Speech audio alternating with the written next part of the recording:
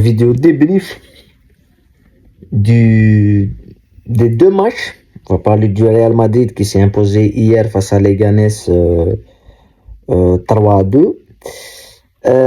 Et bien sûr, on va parler du Barça qui s'impose 4-1 aujourd'hui face à Girone. Donc, deux vidéos pour revenir un petit peu sur la situation de la Liga.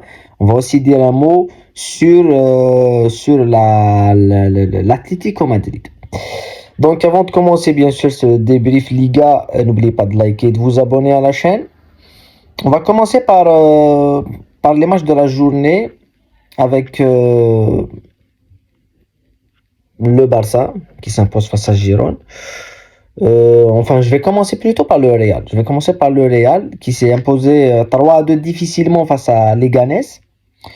Dans un match plutôt qui nous rappelle toutes les difficultés qu'a cette équipe du Real Madrid à s'en sortir et à être constante. Moi, je pense qu'il y a eu quand même un début de match assez positif pour les merengues avec le but de Mbappé sur un penalty qui... l'arbitrage, on va en reparler après. Je pense qu'on va dire un mot sur l'arbitrage, même si je parle pas beaucoup d'arbitrage. Sur un penalty pour Mbappé. Et puis, tu as derrière deux buts, coup sur coup, de Diego Garcia et de Dani Rabia pour Leganés. Et tu as un Real Madrid qui n'arrive pas qui n'arrive plus à gêner cette équipe de Leganés qui part au vestiaire avec un but de différence. 2-1 pour Leganés, retour des vestiaires, et ce qui sauve un petit peu le Real Madrid, c'est qu'ils arrivent à marquer dès le début de la deuxième mi-temps. C'est-à-dire qu'à la 47e minute, tu as Jude Bellingham qui marque, et derrière, tu as plus de chances de gagner le match que si tu marques pas ce but. Et il faut attendre la 76e minute pour voir Kylian Mbappé marquer son premier coup franc de sa carrière, le premier coup franc de Mbappé de sa carrière, et qui revient plutôt à un but à ce moment-là, à 22 buts en Liga, à Lewandowski qui est devant lui à 23 buts. C'est Mbappé qui sauve le Real Madrid, c'est toujours les individualités qui sauvent le Real Madrid, ça c'est sûr. C'est Bellingham, c'est Kylian Mbappé. Les lacunes défensives, ce sont toujours les mêmes, beaucoup d'espace. Je pense que si on va dire, c'est une autre équipe, le Real ne gagne pas facilement. On aura beaucoup de difficultés à marquer et on cassera beaucoup d'occasions. Et c'est ce qu'on a vu un petit peu toute cette saison. Quand on parle du Real Madrid, c'est l'absence d'un style, d'un fond de jeu bien précis sur lequel tu t'appuies pour t'en sortir. C'est une équipe qui s'appuie sur ses individualités. Et d'un autre côté, une défense assez fragile, assez fébrile. Mais c'est quand même 3 points très très importantes qui remettent à ce moment-là le Real à égalité avec le Barça. Et ça donne un petit peu, ça met une petite pression sur les Barcelonais qui reçoivent Girone. Et on va parler maintenant de ce match-là. Après, je vais finir par parler un petit peu d'arbitrage et tout. Girone-Barcelone, la victoire du Barça 4-1. Une victoire qui, si on voit le score, on se dit c'est une victoire facile. C'est pas une victoire facile, c'était une victoire difficile. Le Barça qui a souffert, qui a eu un penalty refusé en retour à la VAR. Je sais pas compris pourquoi. Mais il faut attendre la 43e minute pour voir un coup franc tiré par Yamal, dévié par un défenseur de Girone pour que le Barça prenne l'avantage. Et en retour des vestiaires, on a une équipe du Barça beaucoup plus mou, on va dire. Ils ont pas mis de l'intensité en début de deuxième mi-temps. Et Danjuma qui égalise pour Girone.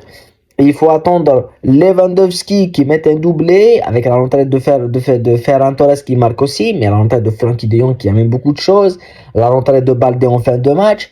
Mais c'est une victoire très très difficile. Mais ce qu'il y a au Barça, ce que je l'avais dit quand j'ai parlé du Real, c'est qu'au Real, on a l'absence d'un fond de jeu, on a l'absence d'un système. Ce qu'on voit au Barça, on voit un système, on voit un fond de jeu, on voit une constance dans le jeu, donc on se dit toujours, ça va passer, ils auront des occasions, ils vont marquer, et c'est pas les individualités. C'est vrai que oui, c'est Lewandowski, oui, c'est la rentrée de Frenkie de Jong, oui, oui, c'est X et c'est Y, mais il y a toujours un joueur qui fait la différence, mais il y a toujours un système qui est au-dessus de ça. Quand tu vois Ferran Torres qui devient un véritable serial buteur et qui marque toujours et qui est là dans les bons coups, ça commence à se dire que c'est un système qui valorise les joueurs. Et c'est le cas de Frenkie de Jong qui est valorisé par le système aussi et qui est redevenu petit à petit, moi je le dis souvent, petit à petit je le vois au niveau de l'Ajax quand il était à l'Ajax Amsterdam en tant que sentinelle 6 et qui descendait en tant qu'axial et qui montait en tant que 8. Il était la colonne vertébrale à lui tout seul de toute une équipe. Et c'est impressionnant de le voir à ce niveau-là au Barça. C'est une victoire qui a l'air facile mais qui est un petit peu difficile. D'un autre côté, on a le nul de l'Atlético face à l'Espagnol qui éloigne beaucoup plus l'Atlético de la course au titre. Quand on parle du classement, c'est un Barça qui est sur une série assez impressionnante. 66 points avec 3 points d'avance sur le Real Madrid qui est à 63 et c'est 9 points d'avance sur l'Atlético Madrid. Donc je pense que l'Atlético peut dire adieu au titre. Le titre, voilà. Lewandowski qui reprend 3 buts d'avance sur Kylian Mbappé. Lewandowski à 25, Mbappé à 22.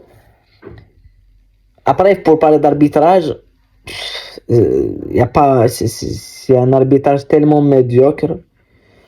Maintenant, ce que je veux dire, c'est que quand tu vois qu'il y a des pénaltys qui sont pas sifflés et il y a du contact, c'est-à-dire qu'un pénalty, on peut se dire il y a contact, il n'y a pas contact, l'arbitre siffle, il y a contact, on peut dire il a touché juste un peu, il a touché un peu plus, mais tu as des occasions où le joueur n'est pas touché, il n'y a pas de contact.